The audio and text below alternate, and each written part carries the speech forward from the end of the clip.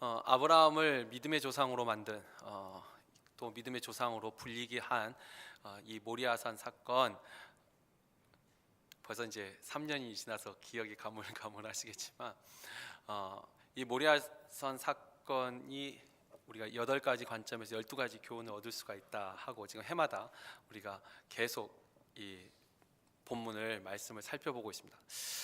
지금까지 우리가 이 모리아산 사건을 아브라함의 관점에서, 아브라함이 도대체 이것을 어떻게 수용할 수 있었는가, 또 아브라함이 어떻게 순종하였는가, 또 이삭의 관점에서 이삭은 이 일을 어떻게 순종하였는가, 또 하나님의 사역의 관점에서 여호와 이레가 어떻게 준비되어 가는가, 우리가 지금까지 살펴봤습니다. 올해는 그러니까 오늘 이 시간에는 이 모리아산 사건을 하나님의 관점에서, 이 모리아산 사건의 세 명의 주인공이 아브라함, 이삭, 그리고 하나님이시죠. 근데 이 하나님의 관점에서 도대체 왜 하나님은 이러한 명령을 내리셨을까? 왜 이런 명령을 내리셨을까? 이 인신번제라는, 원래 하나님 성품과도 맞지 아니하는 이와 같은 명령을 왜 내리셨을까? 오늘은 이 하나님의 관점에서 이 모리아산 사건을 보고 하나님이 이와 같은 명령을 내리신 이유를 우리가 생각해 보고, 그 이유가 또 오늘날 우리에게는 어떻게 적용이 되는지 우리가 말씀을 통해 묵상하고 은혜를 나누고자 합니다. 일단 우리가 이 모리아산 사건에 이르기까지 이 아브라함의 믿음의 성장 과정을 한번 잠깐 짚어보는 것이 하나님이 왜 이런 명령을 내리셨는지에 대한 답을 얻는데 좀 도움이 될 것입니다. 아브라함은 분명 믿음의 조상인데 처음부터 완벽한 믿음의 조상이 아니고 그의 삶 전체가 믿음의 성장 과정을 보여줍니다. 우리가 잘 아듯이 창세기 12장에 아브라함이 처음 등장할 때 하나님이 아브라함을 갈대아 우르, 그 하란 땅의 그 우르에서 부르실 때 주신 약속이 있죠. 아브라함이 주신 그 첫 언약, 첫 약속이 뭐였죠? 간단하게 요약하면 내가 너에게 땅을 주리라, 그리고 자녀를 주리라, 그러니까 큰 민족을 이루게 하리라. 하나님의 약속인데 어쨌든 자녀를 주리라, 그리고 너를 복이 되게 하겠다. 이 세 가지가 하나님이 아브라함에게 주신 약속입니다. 여기에 대해서 우리가 한번 또 말씀을 한번 묵상한 적이 있습니다. 아무튼 하나님의 이 첫 약속이 땅과 자녀와 복이 된다는 약속인데, 바로 그 창세기 12장에 이제 아브라함이 그 약속을 믿고 가나안 땅으로 왔지 않습니까? 자, 왔는데 그 땅에 기근이 들어요. 어려움이 닥칩니다. 근데 기근이 닥치니까 아브라함이 어디로 내려가죠? 애굽으로 내려갑니다. 그리고 애굽에 내려가서 자기 아내 사례를 자기 누이라고 속이고, 또 어쨌든 사라가 진짜 이뻤나 봐요. 그 일국의 왕인 바로가 또 사라를 그래서 데려오는 사건이 일어납니다. 근데 여기서 잘 보시면, 그러니까 우리가 그 믿음의 관점에서 하나님의 약속이라는 그 관점에서 보면 아브라함은 적어도 이 첫 사건에서 하나님이 주신 땅에 대한 약속과 자녀에 대한 약속을 다 잊어버렸습니다. 그 기근이라는 어려움 속에서 말씀을 다 잊어버린 거죠. 하나님이 분명히 이 땅, 내가 내게 보여줄 그 땅, 하나님이 살라고 한 그 땅을 떠났습니다. 하나님의 약속을 잊어버린 거죠. 그리고 분명히 이 아내가 나의 자녀를 낳아야 되는데 믿지 못한 거죠. 그 아내를 뺏길 것 같다는 두려움 때문에. 적어도 이 첫 번째 사건에서 아브라함은 땅에 대한 약속과 자녀에 대한 약속을 다 잊어버리죠.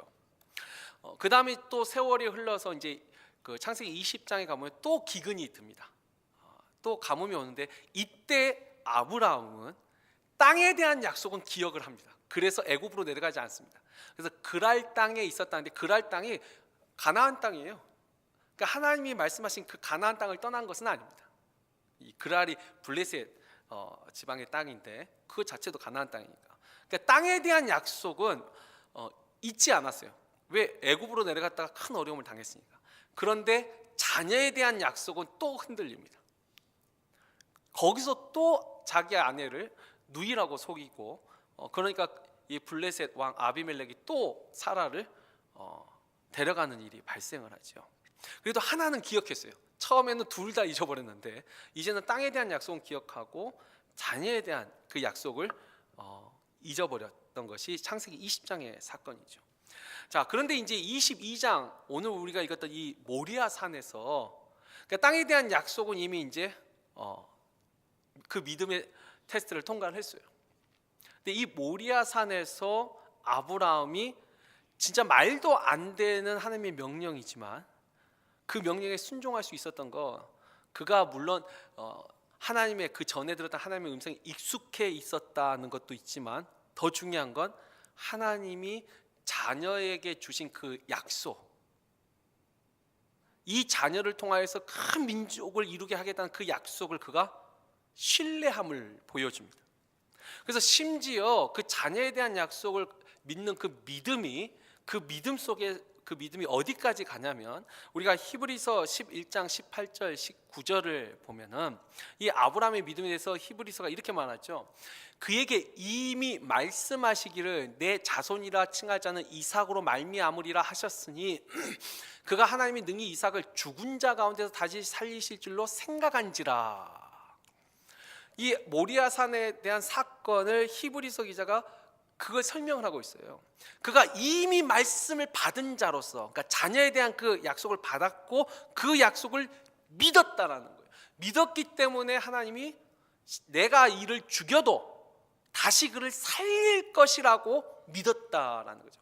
그러니까 이 모리아 산에서 아브라함은 그 전에 온전히 믿지 못했던 자녀에 대한 그 하나님의 약속, 그 말씀을 그가 믿었다라는 것입니다. 그리고 이제 물론 이 복의 근원이 되리라 그 하나님의 약속, 이 세 번째 약속은 근데 이건 아브라함의 믿음과 상관이 없는 거예요. 땅과 자녀에 대한 것은 아브라함의 믿음이 거기에 상관이 있지만 세 번째는 내가 너를 저주하는 자를 저주할 것이고 내가 너를 축복하는 자에게 내가 축복하리라. 이건 아브라함이 축복하고 저주하는 것이 아니에요. 아브라함 믿음과 상관이 없는 거죠. 그 아브라함을 축복하는 사람을 하나님이 축복하는 거고 그 아브라함을 저주하는 자를 하나님이 저주하겠다 하는 약속이기 때문에 사실 여기에 대해서는 아브라함의 믿음이 증명되거나 테스트할 내용은 아닙니다.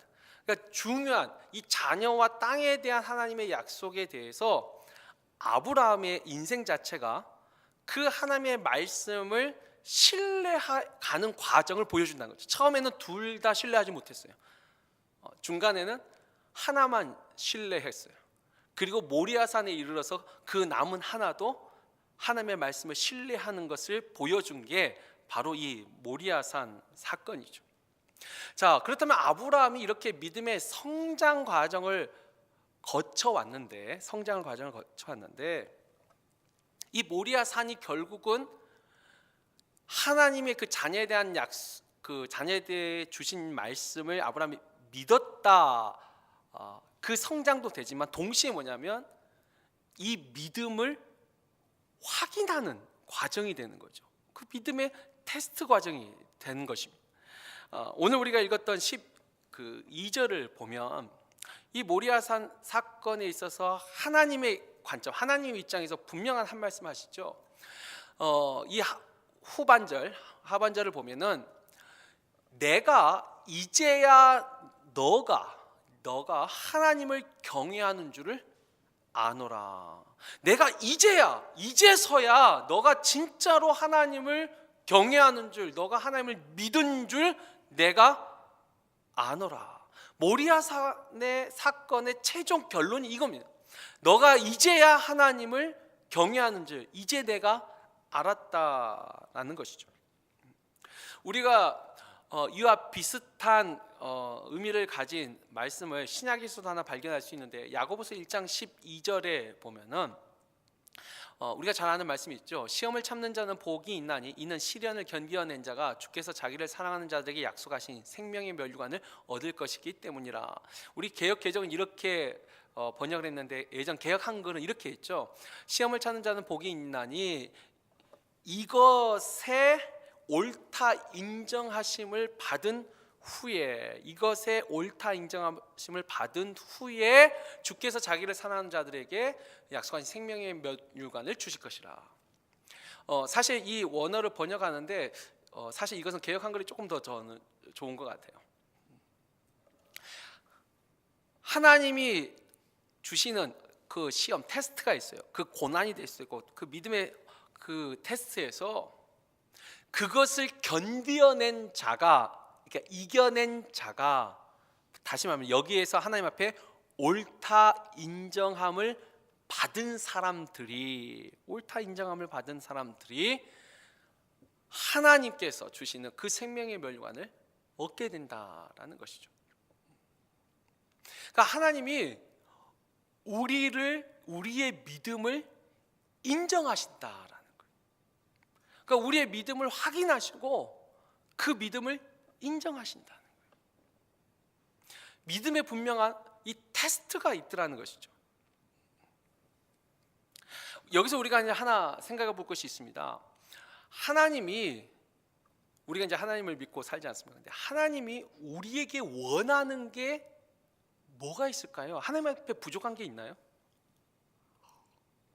하나님이 우리에게서 진정으로 원하시는 거, 그리고 우리에게 진정으로 요구하시는 거, 그게 성경에서 전체에 보면 딱 하나 있습니다. 하나님이 우리에게 물질을 요구하시는 것도 아니에요. 뭐 많은 재물을 바쳐라도 아니고 많이 희생하고 헌신하라 이것도 아니에요. 하나님이 우리에게 요구하시는 거 딱 한 가지, 뭐죠? 믿음입니다.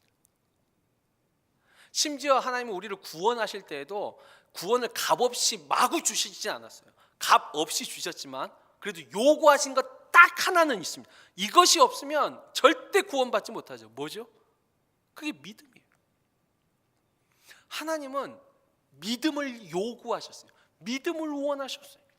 그래서 우리가 히브리서 11장 6절에도 믿음이 없이는 하나님을 기쁘시게 못하나니, 믿음이 없으면 우리가 어떠한 찬양을 하고 뭐 어떤 행동을 하고 어떤 헌신을 하더라도 하나님은 그걸 기뻐하지 않는다는 거예요. 하나님이 기뻐하는 것은 믿음이라는 거죠. 뭐 그래서 우리가 로마서 1장 17절에도 너무 잘하는 말씀이 있죠. 오직 의인은 무엇으로 살아요? 믿음으로 살리라. 여기서 의인은 뭐죠? 하나님을 믿는, 그리고 하나님부터 의롭다 칭함을 받는 사람에게 필요한 건 딱 하나예요. 믿음이에요. 그래서 하나님은 우리에게 무언가를 주실 때에도 늘 그게 구원이 됐든 하나님의 능력이든 하나님의 도움이든 늘 확인하고 싶어 하시고 요구하시는 것이 바로 믿음이죠. 그래서 우리가 성경 곳곳에서 참 저도 그런 생각 가끔 할 때가 있습니다. 좀 그냥 주시면 안 되나? 뭘 그렇게 꼭 이 테스트 과정을 거치셔야 되는가? 근데 성경을 잘 보세요. 하나님이요, 처음 주실 때는 진짜 거저 주세요. 처음 주실 때. 그러나 그 다음부터는요, 그 첫 스타트를 끊은 다음에는 반드시 믿음의 테스트를 하세요. 우리가 뭐 창세기, 아브라함, 이삭, 야곱, 요셉 그 모든 삶 속에서도 믿음의 테스트, 그러니까 자신의 믿음을 증명하지 않고 하나님이 주신 그 놀라운 은혜와 언약의 복을 받은 사람들이 없습니다. 한 개인의 삶뿐만 아니라 하나님이 선택한 이스라엘 국가, 민족도 마찬가지죠. 약속의 땅 가나안에 대한 약속을 거저 주셨어요. 그러나 하나님의 능력을 보여주시고 난 다음에 하나님은 믿음의 테스트를 하셨죠. 어디서요? 가데스 바네아에서. 근데 그 가데스 바네아에서 믿음의 테스트를 통과하지 못할 때 하나님은 다시 돌아가게 하셨어요.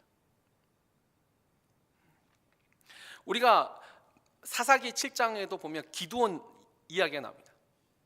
그 기드온은도요, 그 미디안이라는 나라와 정말 도저히 싸워서 이길 수 없는 그 나라와 싸움을 준비할 때 하나님은 무엇을 테스트하셨냐면 결국 믿음을 테스트한 거예요. 처음 싸우라고 모였을 때 처음 모인 사람 전체 수가 22,000명이에요. 그것도 부족해요. 그것도 부족한데 하나님은 거기서 돌아가게 만들어요. 12,000명을. 10,000명 남은 이 숫자도 적어요. 근데 하나님이 또 거기서 또 돌려보내요. 가지고 몇 명 남아요? 300명 남아요. 이 300명은요 일당 100의 용사 아니요. 일당 100이라 해봤자 300명이 3만 명밖에 더 못 싸우죠. 그것 자체도 말이 안 돼요. 남은 300명은 완전히 하나님에 대한 헌신대, 전적으로 하나님밖에 믿지 못한 사람들, 그 사람들만이 300명이에요. 진짜 믿음을 가진 사람들. 하나님이 그 중요한 싸움에서 하나님이 테스트하신 건 너가 진짜 믿음을 가지고 있느냐라는 것이죠. 우리가 구약에만 아니라 주님도 이 땅에 오셔서 소경의 눈을 뜨고 또 저는 자들을 걷게 하시고 중풍병자를 고칠 때도 여러분 잘 보세요. 주님이 제일 많이 하시는 말씀은요, 내 믿음대로. 그리고 또 하나, 믿음을 테스트합니다. 아니 그냥 그 자리에서 눈 뜨게 하시면 얼마나 좋아요. 근데 실로암 못에 가서 씻으라. 문둥병자도 물론 그 자리에서 그러니까 믿음을 어떤 식으로도 확인을 하세요. 고쳐주지도 않는데 가서 제사장에게 내 몸을 보이라. 수많은 사람을 앞에서 다윗의 자손이여 우리를 구원하소서. 어찌됐든 그 믿음을 보이고 인정받은 사람들이 그 믿음대로 자신이 원한 것을 얻었다라는 것입니다. 그러니까 우리가 신앙생활할 때 보면은 하나님이 꼭 이와 같이 우리의 믿음을 테스트를 하시고 여기에 옳다 인정함을 받은 후에야 하나님의 그 언약의 약속을 주시더라. 언약의 복을 주시더라. 일단 여기까지 우리가 모리아산 사건, 하나님의 관점에서 하나님은 왜 이런 명령을 내리셨을까? 한 대답을 할 수 있죠. 하나님은 아브라함의 믿음을 테스트하기 위하여서 이와 같은 명령을 내리셨다. 근데 여기서 예전에 제가 여기까지 생각했습니다. 근데 이제 신앙생활 조금 하면서 여기서 조금 더 한 번 더 깊게 이 말씀을 한 번 더 묵상해 보면 이런 질문이 우리가 던질 수 있을 거예요. 그러니까 하나님이 아브라함의 믿음을 테스트하기 위해서, 하나님이 아브라함의 믿음을 확인하기 위하여서 이런 명령을 내리셨다 우리가 말할 수 있는데, 진짜 하나님이 아브라함의 그 믿음이 진짜인지 가짜인지 모르셨을까요? 그러니까 하나님이 정말 이 테스트 과정이 하나님 입장에서 필요해서 이와 같은 명령을 내리셨을까요? 우리가 하나 힌트를 창세기 15장 6절에 보면 이 아브라함에게 하나님이 약속하실 때 이러가죠. 저 하늘의 별과 같이 내 자녀가 많아지리라. 자, 그때 아브라함이 어떻게 했냐면 아브라함이 여호와를 믿으니 여호와께서 이를 그의 의로 여기시고. 여기서 아브라함은 아무 행동도 하지 않았어요. 근데 하나님의 그 약속을 아브라함이 믿었다라고 했는데 하나님이 그것을 의롭게 여기셨다. 무슨 말이죠?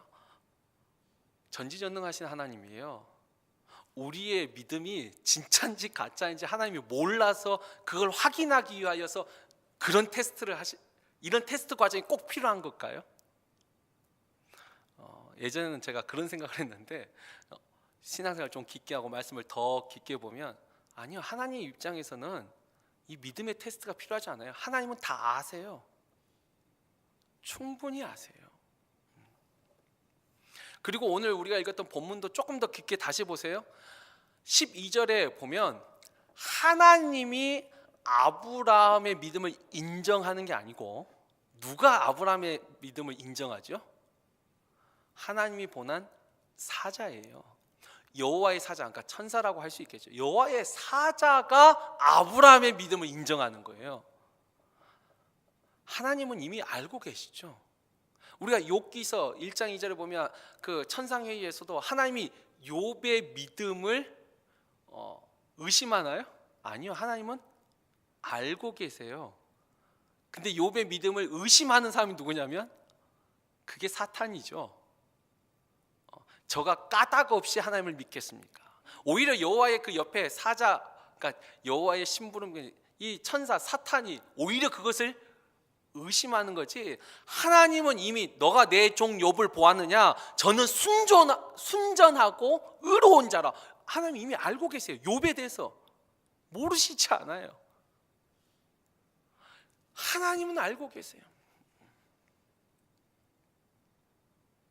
그런데 왜 이런 과정이 필요할까요? 왜 하나님은 이렇게 믿음을 테스트하실까요?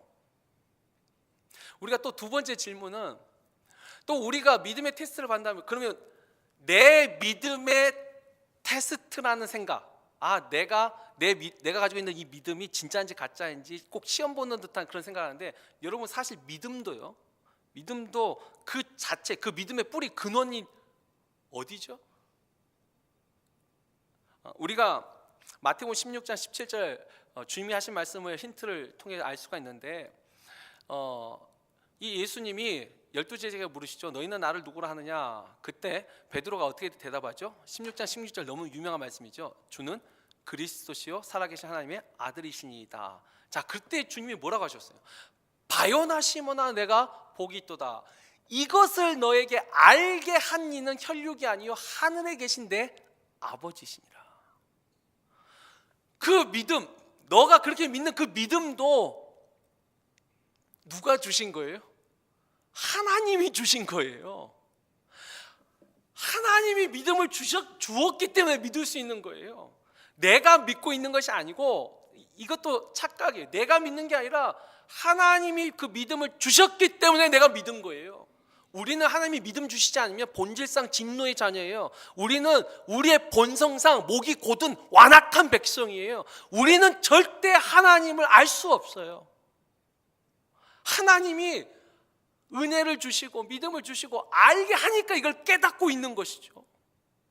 아무리 똑똑해도 우리는 이것을 스스로 알 수가 없어요. 그러니까 여러분, 하나님이 주신 믿음을 하나님이 테스트하나요? 우리가 또 사도 바울도 그렇죠. 에베소서 2장 8절 보면 사도 바울이 이렇게 말하죠.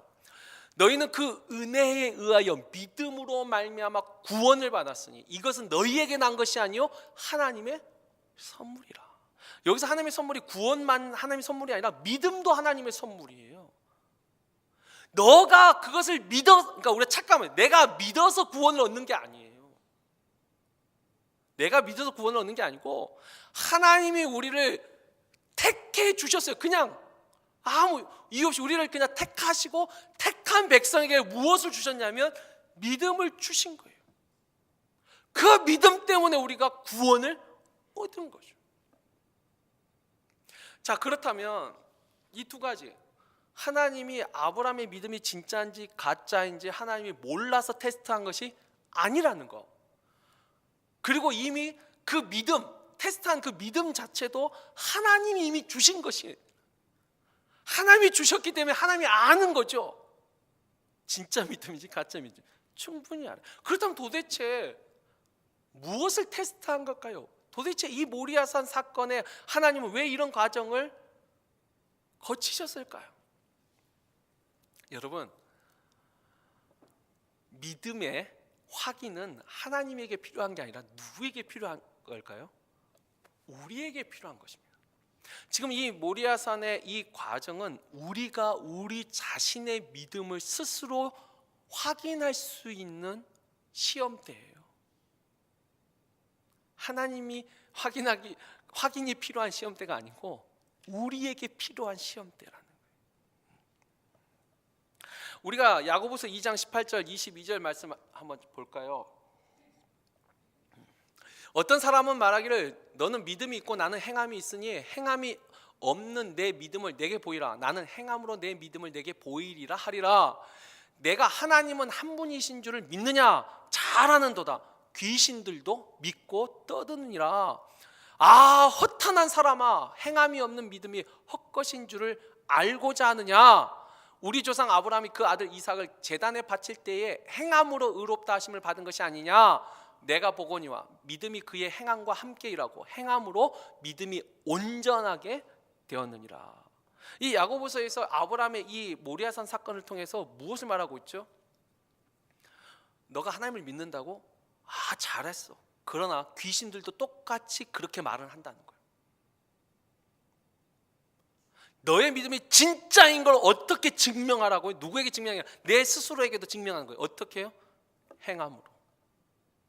내가 정말 하나님의 말씀을 믿고 그 말씀을 믿은 말씀을 내가 실제로 행하느냐는 거예요. 그것을 통해서 내 스스로의 믿음을 누구에게 증명하는 거예요? 나에게 증명하는 거예요. 하나님은 이미 다 아세요. 우리의 증명 과정이 필요한 게 아니고 증명 과정이 필요한 것은 우리라는 거죠. 우리가 우리 자신, 내 스스로의 믿음이 진짜 믿음인지, 정말 하나님을 신뢰하는 믿음인지 내 스스로가 이 과정을 통해서 확인할 수 있는 거예요. 스스로 증명하는 거예요. 행함이 있는 믿음으로.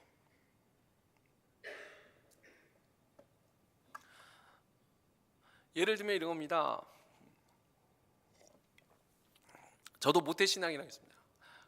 그리고 또 열정이 있었어요. 물론 이제 하나님을 인격적으로 만나기 전에는 그냥 왔다 갔다 한 형식적인 신앙이었지만, 적어도 하나님을 인격적으로 만난 다음에는 정말 하나님에 대한 뜨거운 사랑과 열정이 있었어요. 저는 정말 제가 그래도 믿음이 참 크다라고 생각했어요. 근데 그렇게 믿었어요, 진짜로. 왜 그 누구보다 더 교회 열심히 다니고, 전도, 노방전도부터 시작해서 제가 매일 주일 아침마다 자전거를 타고 다니면서 제 목표가 뭐냐면 우리 반 전체 교회 안 다니는 애 하나도 없게 만드는 게 1년 내 저 목표였는데, 그 집 앞에 가고 정말 뜨겁게 제가 믿음이 있다고 생각했어요. 그런데 이제 그것이 내가 정말 믿음이었구나. 왜 주님이 겨자씨만한 믿음이라도 있으면 왜 겨자씨라고 표현했는지 그걸 알아가는 과정들이 생겨나죠. 뭐죠? 그러니까 내가 원하고 하고 싶은 일이 아니라 내가 하기 싫은 일들을 하나님의 뜻으로 순종하려 할 때 거기서 이게 믿음이구나를 알게 되는 거예요. 뭐 그 중에 이제 하나, 그래도 제가 제 나름대로 잘 통과했다고 생각하는 게, 아무튼 제가 좀 억울한 일이 있었어요. 뭐 경제적으로 좀 그 옛날 얘기, 뭐 지난 얘기 들으신 분이 계시니까 뭐 하겠지만, 아무튼 억울한 일이 있었어요. 제가 수하려고 했어요. 진짜 고소하려고 했어요. 법정으로 해도 제가 이긴다라고, 뭐 지금은 이제 현직 검사고, 그때 이제 법 공부하는 그때 그래도 이미 사실을 통과한 그 후배 녀석 하나가 형 이건 된다고 고소하라고, 그래가지고 걔가 과정을 다 알려줬어요. 옆에서 조언을 해줘서. 근데 그 고소를 장을 접수를 하러 가는데, 고린도전서 6장 7절 말씀 있죠. 형제가 형제를 서로 고발하며 하물며 믿지 아니하는 사람들 앞에서 하려느냐. 너희가 차라리 불의를 당하는 것이 낫지 아니하냐. 차라리 속는 것이 낫지 아니하냐. 그 말씀이 떠오르는 거예요. 가는 도중에 성경에 있는 것도 진짜 가는 도중에 그렇게 한 말씀이 떠올라요. 처음에 그 후배 녀석이 수하라고, 이것이 하나님의 뜻이라고, 나는 잘 모르는데, 아니요, 진짜 하나님의 뜻은 말씀을 통해 주시더라고요. 근데 그 말씀이 차라리 불의를 당하는 게 낫지 아니하냐, 차라리 속는 것이 낫지 아니하냐. 제가 진짜 울면서 돌아섰어요. 그리고 포기했어요. 그러면서 이제 기도할 때 그랬죠. 아니, 하나님 은혜를 주시려면 저쪽 상대방한테 주셔야죠. 과부의 가산을 뺏는 그 권사에게 은혜를 줘야죠. 그 권사님이 그 대상자가 저희 집을 뺏어간 아무튼 거기에 은혜를 줘야지 왜 나한테 말씀하시냐고. 거기가 회개를 해야 되는데 왜 나를 울리시냐고. 근데 거기서 제가 이게 믿음이에요. 내가 하고 싶은 것을 하는 것을 우리는 믿음이라 생각하는데, 아니요. 진짜 믿음은 지금 아브라함처럼 도저히 할 수 없는 일, 하나밖에 없는 독생자 이삭을 죽이러 가는 그와 같은 일들, 정반대의 일이지만 이게 하나님의 뜻이라고 인정되는 그 일들을 할 때, 그게 진짜 믿음이죠. 그 과정을 통해서 우리는 내 자신이 얼마나 믿음이 없는지도 또 깨닫게 되고, 또 거기서 또 성장하게 되고. 물론 이건 제가 뭐 좋은 이야기지만, 또 하나는 참 오랜 세월이 걸렸었어요. 오랜 세월인데 제 생각에 하나님이 한 번 통과 못할 때 두 번째는 한 번 더 시험을 봐주시는 것 같아요. 근데 세 번째는 없는 것 같아요. 일단 이건 제 경험이에요. 처음에 통과를 못했어요. 믿음으로. 왜? 내가 너무 간절히 원했기 때문에 그것을 포기를 못하더라고요. 그러니까 하나님은 또 한 번 또 속된 표현을 좀 굴리시더라고요. 그리고 다시 재시험을 보더라고요. 근데 거기서 또 하나님은 내려놓는 걸 보시더라고요. 근데 여기서도 통과 못하면 이제 그 다음부터는 하나님 기회를 안 주시는 것 같아요. 성경도 보면 한 2번까지는 주시는 것 같아요. 아브라함도 그렇고. 오늘 우리가 이 모리아산에서 하나님은 왜 이런 명령을 내리셨을까? 분명 믿음을 테스트하기 위하여 이런 명령을 내셨습니다. 근데 그 믿음의 테스트의 그 목적, 그것은 하나님에게 있는 게 아니고 저의 묵상과 저의 신앙 경험으로는 우리 자신에게 있더라는 거예요.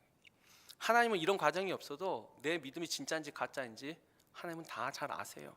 아무리 바리새인과 대지사장들이 자신의 믿음을 포장하고 또 포장했어도 주님이 외식하는 회칠한 무덤과 같이 아셨어요. 하나님은 모르시지 않아요. 그러나 우리는 모를 수 있어요. 나는 믿음이 있는 줄 착각할 수 있습니다. 근데 이와 같은 일들을 통해서 또 하나, 나는 믿음이 없다라고 생각했는데 이런 일들을 통해서 나에게 정말 미약하지만 겨자씨 하나 믿음이지만 그래도 나에게 믿음이 있구나. 여기서 그 믿음은 뭐죠? 하나님의 언약을 믿는 거예요. 말씀을 믿는 거죠. 하나님을 신뢰하는 거죠. 내가 원하고 하고 싶은 또는 하기 싫은 그 기준이 아니라 진짜 하나님의 뜻이라고 내가 믿고 행하는 것입니다. 정말 하나님의 뜻이라고 믿고 하지 않는 것입니다. 우리는 이와 같은 과정들을 통해서 우리 믿음을 증명합니다. 우리 자신에게 또 우리 주변에 있는 사람들에게. 결국 그것이 하나님께 또 영광을 돌리는 일이 되지요. 왜? 하나님은 믿음을 기뻐하시고 믿음을 요구하시고 또 믿음으로 영광을 받으시기 때문이죠. 그러니까 우리가 반대로 이와 같이 행함 속에 그 믿음을 증명하지 못할 때 우리는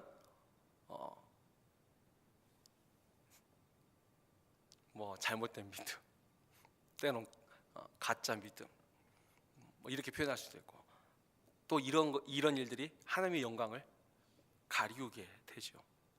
우리가 매스컴을 통해서도 또 주변에서도, 그러니까 내가 믿는 사람으로서 나의 지금 행동이 하나님께 영광을 돌리는 행동인지, 내가 정말 믿음 있는 행동으로 하나님 앞에 인정받는 것인지, 정확하게 나 자신에게도 인정받는 것이고.